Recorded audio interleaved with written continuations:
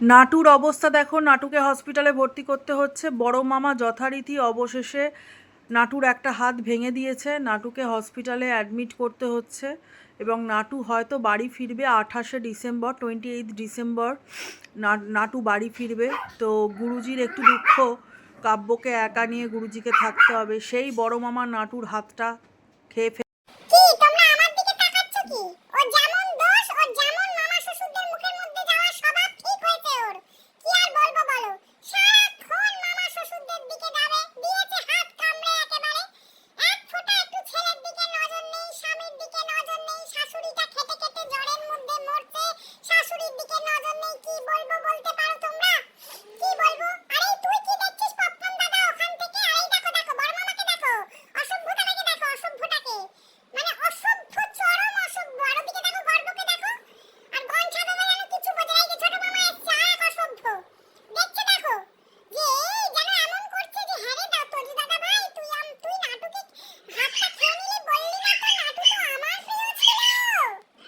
এখানে এখন গুরুজির মেজাজ খুবই খারাপ, পপকর্ন তাকিয়ে দেখছে, মোমো ভাবছে কি হলো কাণ্ডটা, কিছুই কেউ বুঝে উঠতে পারছে না। মেজাজ টেজাজ গুরুজির খুবই খারাপ। এদিকে গর্বকে দেখো, যথারীতি লাফিয়ে লাফিয়ে ঝগড়া করা কাজ। ওই দেখো গর্ব লাফাচ্ছে, দেখেছো? তবে আমার খুব ভালো লাগে। আর ওদিকে গোপলা দেখো নাচু ধরেছে। আমার গর্ব লাফালে ছুটলে আমার খুব ভালো লাগে গো। ওকে যে ডাক্তারবাবু এতটা সুস্থ করে দিয়েছে, মানে এটা পরম পাওয়া। এই কি রে তোজু মামা, এই গর্ব, ওই দেখো তুইও নাটুকে মুখে নিয়েছিস গর্ব। তুই ভাই হয়ে আমাকে এরম ভাবে কাঠি করলি গর্ব ভাই, তুই দাদার বউকে কেড়ে নিলি, তুই এ কি অসভ্যতা করলি গর্ব। একে তো মামা ওর হাত ভেঙে রেখেছে, ওকে নার্সিং হোমে ভর্তি করতে হবে, সেই অবস্থায় তুই মুখের মধ্যে নিয়ে নি। দেখ অরু দাদা, আদর দাদা, পোলো দাদা, তোরা কিছু কর। অরু দাদা দেখো চিন্তায় ঘুরছে, ভাইয়ের বউকে নিয়ে কি হচ্ছে সেই চিন্তায় অরু দাদা ঘুরে যাচ্ছে। অরু দাদা কিন্তু খুব ভালোবাসে ভাইয়ের বউকে। তোরা কি করলি বলতো আমার বউটাকে নিয়ে? এমনি আমার বউটার একটা তোদের মুখের মধ্যে যাওয়া স্বভাব। আর এই গর্ব তুই ঝগড়া করে দাঁতু দেখে, ছোট মামা শোন না এখান থেকে, শোন না, তুই আমাকে ঝগড়াটা করতে দে না গর্বর সাথে। তুই কিনা আমার ভাই ছোট গর্ব, তুই কিনা আমার বউকে মুখের মধ্যে এইভাবে নিয়ে নিলি। দেখো দেখো কি কাণ্ড। এদিকে মা বলছে আমি কাঁদছিলাম, যতই হোক বউ তো, মা বলছে তুই চিন্তা করিস না, ওকে নার্সিং হোমে অ্যাডমিট করলে নাকি 28 ডিসেম্বর ওকে নার্সিং হোম থেকে ছেড়ে দেবে।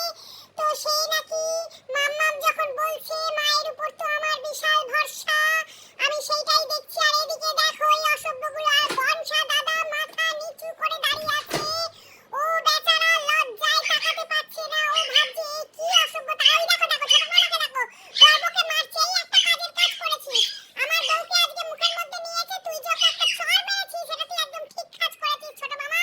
কিন্তু তোরও তো স্বভাবটা খারাপ রে। এইখানে দেখো পপকর্ন দাদা আবার তাকাচ্ছে।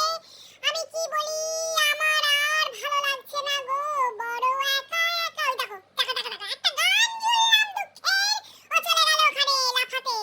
বড় একা একা লাগে আমার, লাগে না ভালো আর। বড় একা একা, তোরা সব নেচে নেচে ঝগড়া করে করে চুলোচুলি করে করেই যা, তোদের আর কি বলবো, ভাল লাগছে না আমার আর।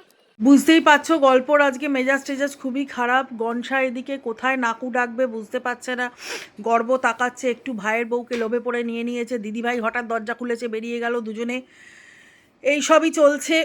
আর এদিকে দেখো, এদিকে দেখো তজু মামার যেন কিছুই করেনি এমন একটা মনোভাব। কি যে করি, দাঁড়াও সামলাই আগে।